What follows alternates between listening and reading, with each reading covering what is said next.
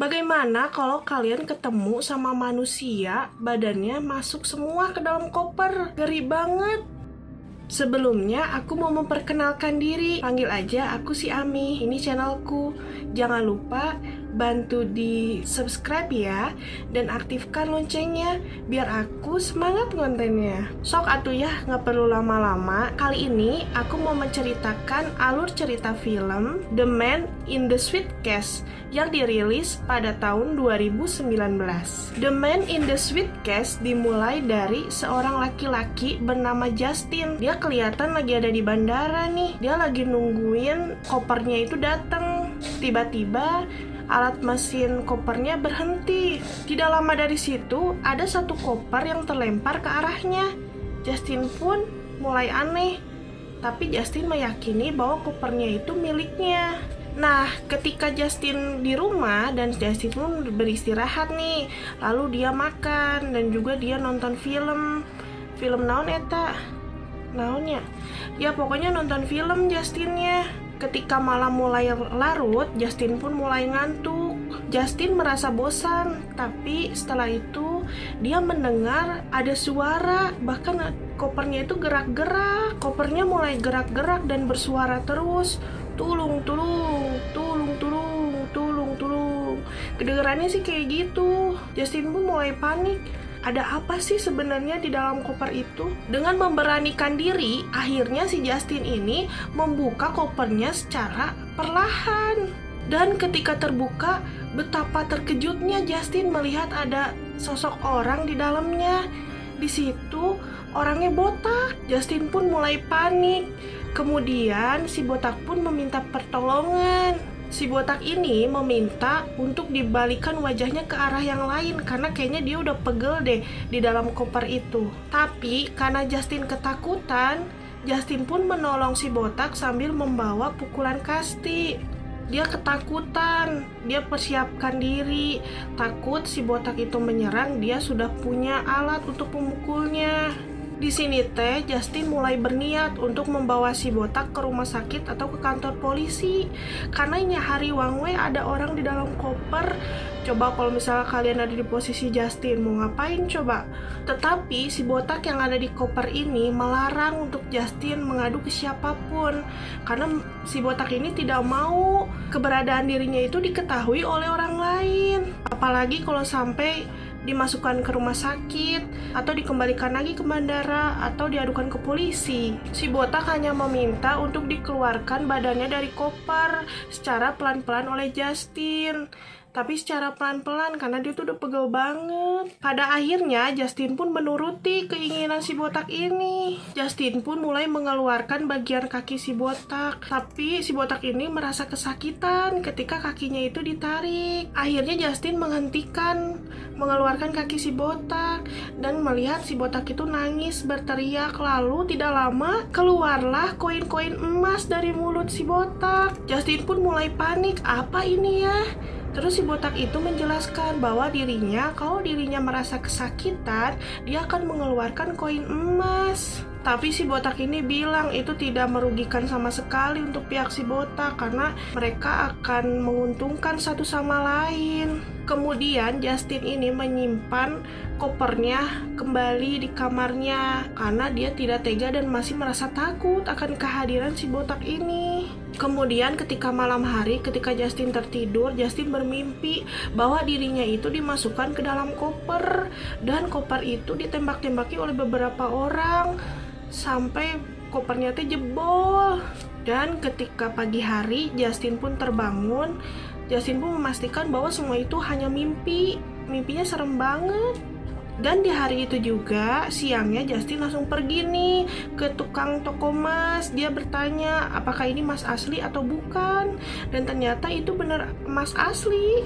Dan yang paling sangat-sangat mengejutkan Justin bahwa si penjual emas berkata bahwa koin ini tuh benar-benar emas asli. Dan akhirnya Justin pun mendapatkan uang dari hasil penjualan koinnya.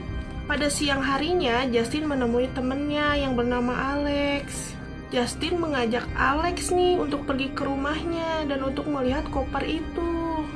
Pas dia mau sampai ke rumah, dia ketok-ketok rumahnya. Dia kaget bahwa ada si Carla nih, mantannya si Justin di rumahnya. Carla berkata cuma mau membawa barang-barang miliknya. Yang namanya juga udah jadi mantan, jadinya dibawain deh barangnya. Tapi tanpa disengaja si Carla itu ngadu bahwa Carla tuh lihat ada seorang mayat di kopernya Justin. Si Clara ini tuh mulai panik. Terus si Carla memutuskan untuk cepat-cepat keluar karena ketakutan. Mendengar hal itu, Alex pun langsung buru-buru bergegas nih masuk ke dalam rumahnya Justin. Dan pada awalnya si Clara sama si Alex ini terkejut nih karena melihat si botak di dalam koper. Tapi semuanya berubah seketika ketika si Justin dan si Clara ini berusaha untuk mengeluarkan si botak di dalam koper ini. Namun tiba-tiba si botak malah mengeluarkan banyak banget koin-koin emasnya. Terus ketika melihat koin-koin emas pada keluar, ketika Alex melihat kejadian koin-koin emas itu keluar, ide jelek Alex pun mulai muncul nih. Alex menutup koper itu. Alex menutup koper itu, lalu dia menendang koper itu ke bawah tangga. Jauh banget lagi dari lantai 5 sampai ke lantai 1. Dan betapa terkejutnya mereka ketika kopernya terjatuh, koin emasnya tuh banyak banget. Karena si botak itu lagi kesakitannya tambah parah. Alex pun memanfaatkan semuanya dan berbicara kepada Clara dan Justin. Kita harus memanfaatkan ini nih, biar kita menjadi kaya raya. Tapi si Justin ini masih punya rasa iba sama si botak, karena dia tidak mau melihat si botak itu disiksa. Tapi karena si Alexnya maksa terus, maka Justin ini memutuskan untuk membuat koin itu banyak dalam waktu 48 jam. Lalu mereka pun sepakat untuk memanfaatkan si botak dalam kurun waktu 48 jam. Lihat tuh si Clara nginjek-nginjek kopernya, terus dibuat sampai sakit banget biar si koin-koin emas itu muncul banyak, terus bisa dijual sama mereka. Dan mereka pun menghasilkan banyak uang. Mereka mencabut gigi si botak, mereka ngejepit si botak, semuanya dia lakukan sampai si botak itu nangis dan mengeluarkan koin terus aja. Dan mereka pun bisa membeli apa yang mereka mau. Berbagai cara pun mereka lakukan, dengan cara menendang, cara mencabut giginya si botak, menyetrum si botak, banyak lagi lainnya. Gila ya. Melihat ini semua, Justin pun mulai tidak tega dengan keadaan si botak ini. Dan mereka pun sudah melebihi dari waktu yang ditentukan, udah lebih dari 48 jam. Dan pada akhirnya Justin pun berdebat dengan Alex dan Clara. Ketika Justin membela si botak ini, lalu si Justin pun diserang oleh Clara. Si Justin ini dipukul kepalanya sama Clara.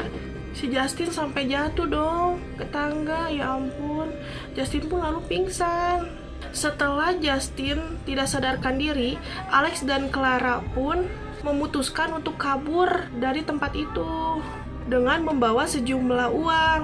Tetapi sebelum kabur, si Alex memutuskan untuk menyetrum si botak nih, biar dapat uangnya lebih banyak lagi, dapat koin emas itu lebih banyak lagi.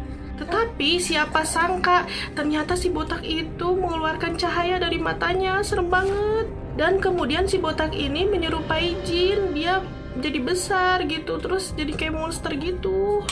Kok si botaknya jadi kayak film Aladdin ya. Terus tapi versinya tuh lebih serem kayak gitu, warnanya ungu. Lalu seketika ada koper nih 2 terjatuh, dan si Clara dan si Alex itu dihukum sama si monster ini. Ih, serem banget. Terus si Clara sama si Alex tuh tewas, tahu nggak, di dalam koper itu. Singkat cerita, Alex yang berada di rumah sakit akibat benturan keras dari Clara. Ketika Justin berbaring terpapar di rumah sakit, terdapat sepucuk surat ini dari si botak. Si botak mengirim surat tuh lewat selebaran kertas dan serangkaian bunga di situ, bertuliskan bahwa Justin ini adalah anak yang menginspirasi, baik hati, dan dia pun akan menolong Justin kapanpun Justin menginginkan bantuan pertolongan dari dirinya. Dan si botak akan selalu ada untuknya. Begitulah kurang lebih isi dari film The Sweet in the Case. Selanjutnya di tempat lain, yaitu tepatnya di bandara, terlihat sudah ada si botak yang akan melakukan perjalanan ke Istanbul dengan menggunakan pesawat first class. Di sana juga terdapat beberapa koper yang akan dikirimkan ke beberapa negara yang ada di dunia ini dengan tujuan untuk memenjarakan setiap orang yang serakah atau gila harta. Dan akhirnya film ini pun selesai. Jadi ada pesan dari film ini, kita tuh nggak boleh serakah, gengs. Karena apa? Karena serakah itu kita malah jadi mati di dalam koper. Ngeri ya kan? Oke lah ya, begitu pokoknya alur cerita filmnya The Man in the Suitcase yang dirilis pada tahun 2019.